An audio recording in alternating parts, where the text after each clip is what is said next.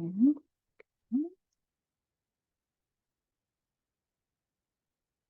Hi there, everyone. Welcome to this wonderful Real Talk for this week. I am so excited to have a guest this week who's going to be talking about their experiences as a caregiver. You know, we love to have the opportunity to share those caregiving narratives. And so, what I am going to do is just do the basic introductions and then turn it over to our guest. Hi, Lauren. Welcome to a Real Talk here in the group. I'm so glad that you were able to join us to talk a little bit about your caregiving journey. So I don't know if you want to kick us off by telling us a little bit about you and your caregiving. Yes, thank you so much for having me. I really appreciate it. Hello, my name is Lauren, or as those close to me know me, aka Lila's mom. It's pretty much my main identity these days.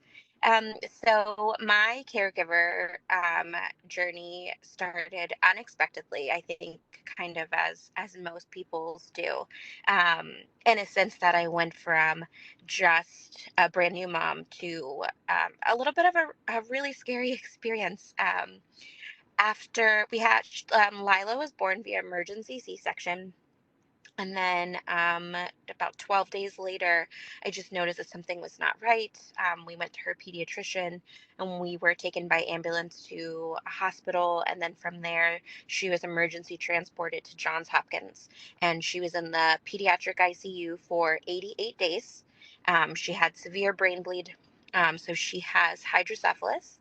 She had a stroke that caused her to lose some of the gray matter, and that part where she had the stroke is the part of the brain that affects the speech and the ability to suck and swallow. And as a newborn, you can imagine that's definitely a skill that you need to have. And so from that, it was just a really scary thing. You were, sorry. Every time I think I'm like good to talk about it, you go from being like a brand new mom and like, is this normal? Is that normal? And then your whole world is turned upside down. But the people at Johns Hopkins, absolutely amazing. Cannot say enough great things about them. Um, the nurses and doctors and social workers, everyone who took the time to really make you feel like they loved her just as much as I did. And even now, with her continued care, the people from Kennedy Krieger Institute, KKI, absolutely amazing. Could not do it without them. We were in there for 88 days, so I feel like I kind of missed out on the newborn experience. So whether that's a plus or not, I don't really know. So when we brought her home at 3 months old, it felt a little kind of like we were starting fresh. Like I was terrified every time she would go to sleep. I would just like make sure she was still breathing, even though she was good. She did go home on an NG tube, but we did get to lose that a couple of weeks afterwards, which was great. And she has just made so much progress. I mean, she is such a little rock star. She's been Lila from day one. She likes to do it herself. She would rather struggle alone than accept help. That really shows up during her physical therapy and occupational therapy. They're like, okay, whatever you need, Miss Lila, you want to do it by yourself, do it by yourself. She is taking solid food. So we did graduate from SLP after a failed swallow study, which was a hard turn. But she's doing great. She's on solids. She loves to eat. She's very food motivated. And she'll eat anything, which is amazing. So I'm not having to like do something separate for her. Whatever we're eating, she's eating. Or right now, she's on what I call a seafood diet, as in if she sees somebody eating something, she needs to be eating it at that same moment as well, even if she's just eaten, which is hilarious and just fun all at the same time. I think for me, I would do anything for her, obviously, but I sometimes I think about, you know, what our experience could have been, if she hadn't had all of these things happen to her. And sometimes I kind of mourn that life, but then I feel bad for, thinking about other things, and then I feel selfish, and it's hard sometimes because you don't really want to think about yourself, and so you push all your stuff to the side. But then people are like, "Oh, you're so strong. Look at all the things that you're doing for her." I'm like, it's her. I mean, she is just stubborn to a T, but so joyful. I mean, she loves to laugh. She makes herself laugh all the time, all the time. Her current obsession is the word bus. I don't know why that's funny, but it is hilarious to her. She'll repeat it and laugh until you start laughing. But she's great. I have a great support system in my family and my friends, and my husband, who is just phenomenal. Sometimes I'm like, I just need 10 minutes. And it's usually not even that. I step away, I'll take a break, but I hear them giggling in the next room, and I'm like, well, I want to be there too. So I come back, but the breaks are definitely there if I need them. Um, and so she, because of the brain injury, and she's had 4 brain surgeries, she was diagnosed last April with cerebral palsy. And that's also hard here, because all you know is that it's a lifelong, um, gross motor skills, delays. It's a disability. And you don't know how severe or what the diagnosis truly will be until they get to toddler age, when they can see like how they're walking, and that's when you'll get, a rating. So we have done early intervention. So since we got that diagnosis, last April, we've been doing physical therapy and occupational therapy, um, which is amazing. We have resources from the state that we use, but then we also do private with KKI. So total, she'll get seen, twice a month, by the state for physical therapy, and they are, hands-on, sorry, hands off. So they teach me how to do the things so I can do them with her, so we can practice, which is amazing to have that foundation. And then, KKI, they are hands on, and, so they'll do all the things, but then they'll also show me, if asked. But the thing that I appreciate about them, especially, my PT and OT from, KKI, is that whenever they come in, they never ever focus on where she's not performing. It's always about, but look how good she's doing at this. And that just makes such a difference. Um, don't get me wrong, Lila doesn't always love to participate. Sometimes she has her drama days, as they call them, but she does her best work when she's angry. So you'll just look over and she's in tears, but she's still pushing through, and she's crawling. She is mobile now, so we are working on crawling. She's army crawling, but she is crawling on hands and knees. Sometimes we're working on strength. We're working on pulling to stand right now, but she can get into sitting independently on her own, and she is just she's doing it. We work with her a lot. I work with her a lot. So if she'll have like a therapy in the morning, we'll work and play in the afternoon, but it's just important that it feels like fun. And I think the thing that makes a difference for me is I just talk to her about any and everything, and she just sits there and she just looks at you. Or now that she's getting older, she hugs back, and it immediately makes everything worth it. Or she'll put her little head down because she wants you to kiss her forehead. Or yesterday, for the first time, when I walked in from getting home from work, my husband was feeding her, and she saw me, and she was like, "Mama," and then she blew me a kiss, and I all but ran and pushed my husband out of the way to get to her because I was so excited. Um, so sorry about that, Roger. But it's just, you see her do these milestones, and it feels like so much more, because there's so much uncertainty with things like, what will she be able to do. And I think my biggest thing as a caregiver is I have to keep reminding myself and focus on not trying to focus on things that she can't do, but just know that she can do anything, and she will. And anything that she needs help with, I'll be there to give that support, whether it's physically, emotionally, whatever she needs. But I mean, she's amazing. Anybody that's ever met her would say the same thing. She's a fighter. She's sassy. She says a couple of words, but mostly it's babble. And you don't know angry until you've been cursed out by a baby. And you can see them, and she just gets mad and puts her little fist in the air. I'm like, I don't know what you just said, but I feel like I should be a little scared for my life right now. But she's wonderful, and I know that this is not the journey that I had planned or expected. But being here with her, I wouldn't want it any other way. I don't think I would know how.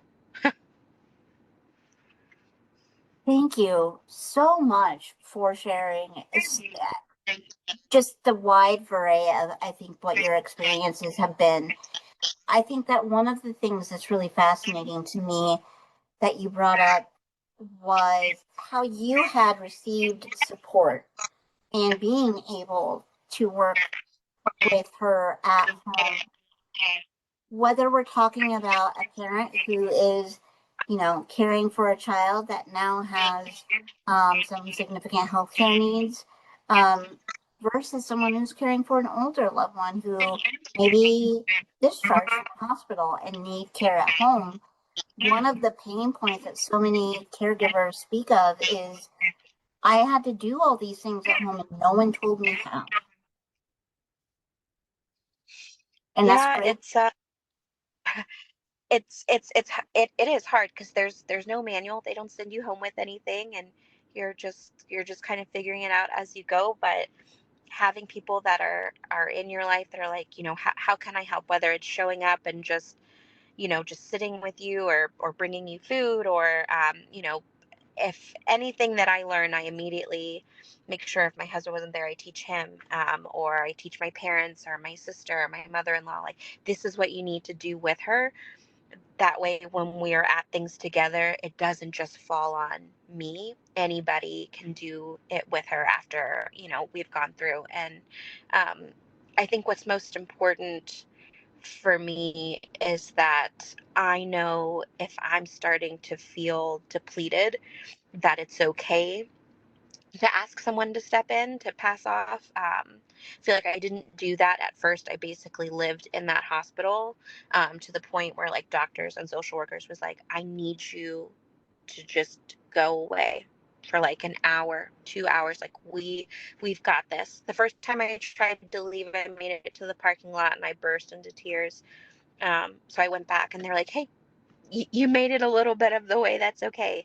And so it's hard because you want to be present, but sometimes you just don't have anything to give. I mean, you find it, you make it work, but feeling comfortable enough to know that asking for help or asking for a break doesn't make you any less of a caregiver, and doesn't make you any less involved in the journey. It's still something I'm working on, but definitely have made strides in that department. No, I think that's a really good point there too. One of the things that we talk a lot about is this aspect of self-identification, of saying, I am a caregiver, right? Now, you are kind of within the family of Caregiver Action Network because your dad um, used to work here. When I started here, your dad was my direct boss. We traveled together. What a gem of a person your dad is. Absolutely adore him. And I think that, do you feel that kind of having someone that kind of made that acknowledgement and that identification piece maybe easier for you? Was there any connection to that? I think as you were navigating. There, it, there was. I mean, it was. I mean, my dad will tell you, I am. similar to my daughter, I am also a very stubborn person, and let me do it myself. And my father's the same way. Um, so, at first, like hearing all of these things and experiencing this, they tried to be there, and I was very much like, no, I'm going through this alone. But still being there, showing up, and then helping me, like, did you ask the doctor this question? Helping me with resources that I didn't even know were a thing, because I was just focused on, how do we make sure that she is better, where she's getting to a point where she's off, a ventilator, like all of these things. Because it was very scary for a while to see her hooked up to things. You couldn't hold her, and it was a lot. But having someone who had that background, I think I can't imagine how it was for him to experience that, like as a parent, but also, knowing, okay, well, how do I also navigate, like, this is something that could help you. But he did an amazing job, and it was how I was able to find out about some of these programs, are getting assistance, like through the infants and toddlers program. So it's very nice to be able to have that, and to know that there is a place you can go for those resources, because sometimes it's just so overwhelming, you don't even know where to start, and you need someone, or a network of people that can help you realize, okay, I know this is a lot, but you don't have to do this alone. This is how I can support you. I love that. In very, very early on, and knowing, you explained being in the ICU or the NICU, and kind of that process. I don't think that there's probably a parent that has experienced that is not also saying how traumatic and scary and just hard in so many ways that is. How, in getting connected to resources, how imperative or important has getting connected to other parents been for you? So I'm not gonna lie, that was I my Lila, when she was first brought to Hopkins, she was in the NICU, but they said that just with the severity of her stuff, she really needed to be in the PICU for her best chances. So we moved down, but Lila was the youngest person in the PICU, and they didn't have they. I mean, all the nurses were upset. They wanted to help her, of course, and be there with her, because she was so itty bitty. Um, so a lot of the parents that were there, of parents of older kids, and I I kind of really kept to myself. And then I did branch out, and I met this one wonderful lady, who I saw at the Hopkins walk that we did in September. And I finally started to reach out, and her child was 2 years old. So similar, in fact, that they were more infant versus older kids. And then he passed, and that was a hard time for me. He passed the same day that Lila failed her swallow study. And they were like, right now it's looking like she might just be tube fed. And it was a lot to process. So I left the hospital. Um, I came back later that evening. So it was a rough day. And from then on, I was afraid to reach out to anybody else, because I was like, I don't think I can do this. But when we were moved upstairs, to 9 South, to where still sick kids, but not ICU sick, um, there was more of a hope of going home. And I did join a support group there. The social workers have a support group there for any parent that wants to do it. And they do it the first Tuesday of every month. And my social worker, Sue, who's amazing, encouraged me to go. I was like, I don't know if I can. If I can do it. And I went, and there were only 3 other parents that showed up, but it was worth it to talk about it and hear about it. And I still text with them. I mean, their kids are much older, but we still text, and it's nice to have that.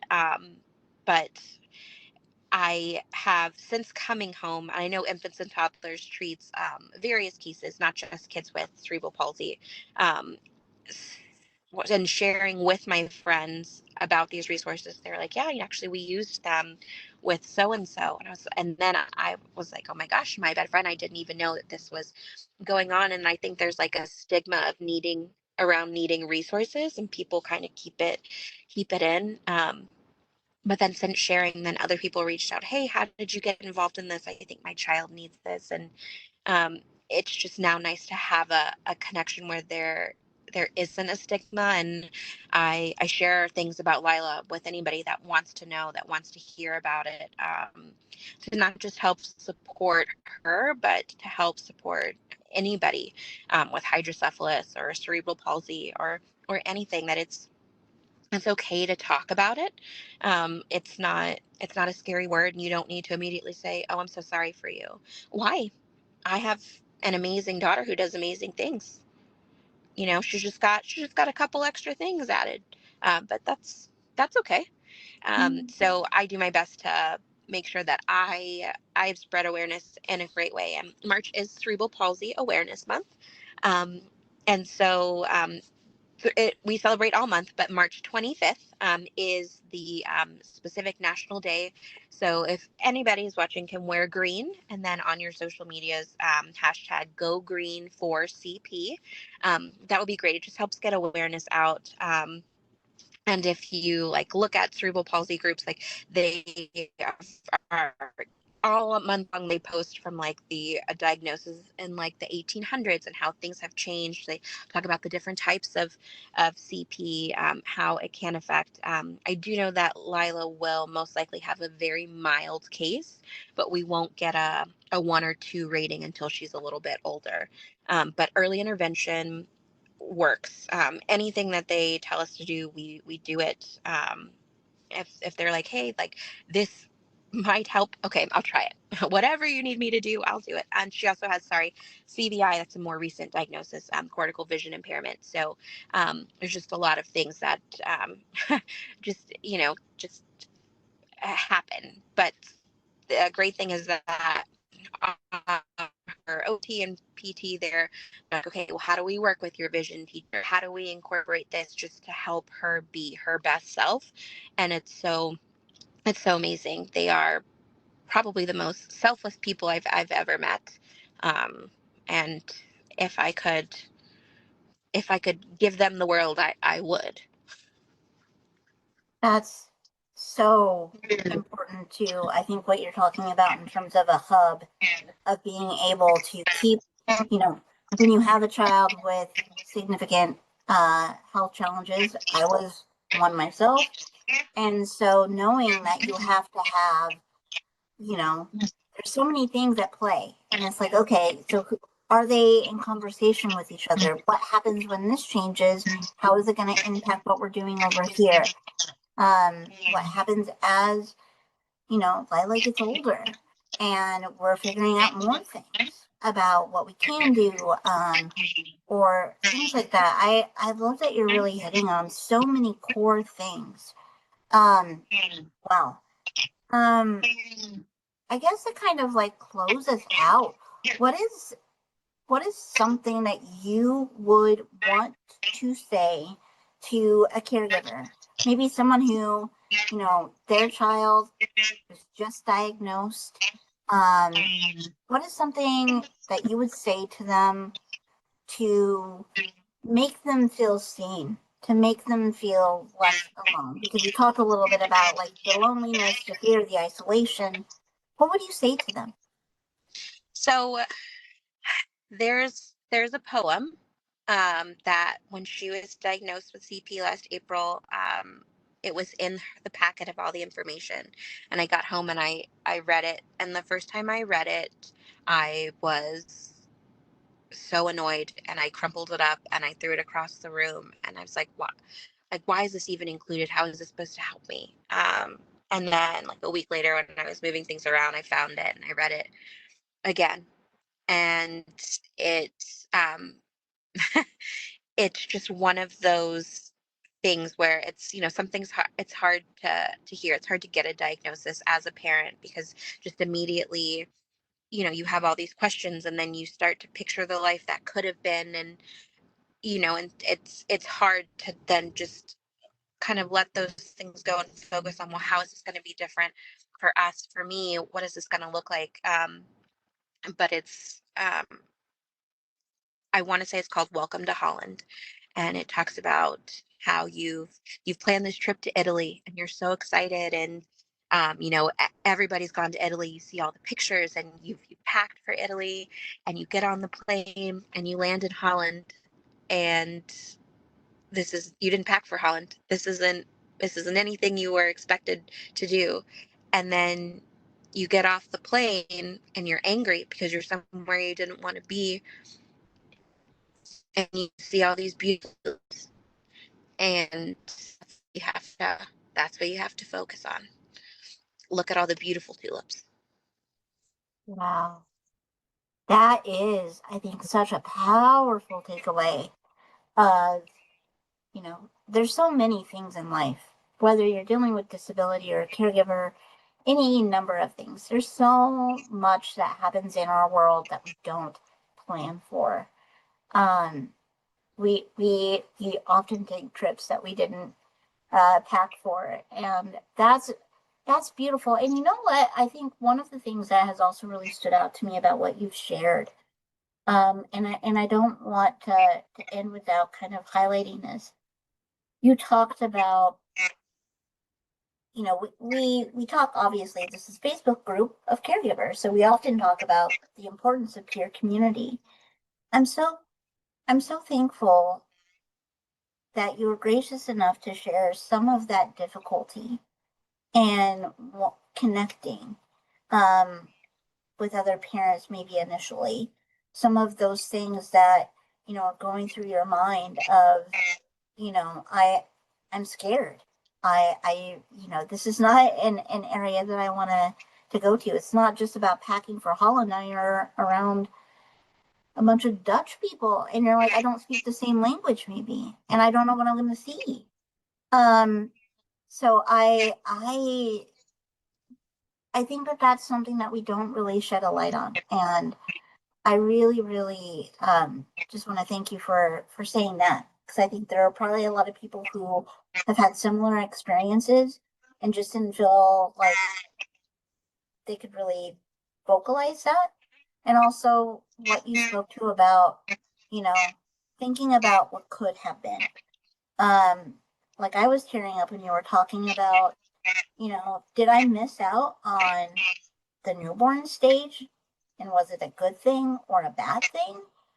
Um, I can't, I, I would imagine that's something that is weighing so heavily on the heart of any parent that is on that similar journey of, like, you have all of these expectations of taking your newborn baby home, and, experiencing so many of those little milestones that you see, and then everything is a little bit different. So I really just want to thank you for I think vocalizing some of those things that can be really challenging for other caregivers to put voice to. So, Lauryn, I cannot thank you enough for being here. This has been absolutely amazing. Um, we will be wearing green, or I will be wearing green on the 25th. So I invite all of my friends here in the group to do the same. Um, and yeah, I'm so glad that you were able here to come here and share a little bit about your experiences, share a little bit about Lila. When you were sending pictures, she is such a cutie. Oh my goodness. So I just thank you so much. And I really think that there are going to be caregivers who are listening to this that, are sitting there and nodding and say, wow, someone has finally said a thing that I felt and I just didn't know how to say it. Thank you so much for having me on. I really appreciate it. Any chance be able to share our experience, and then also share a little bit of awareness around cerebral palsy is something I'm here for. Absolutely. Well, thank you so much, Lauryn. Guys in the group, if you have questions, comments, be sounding off in those comments.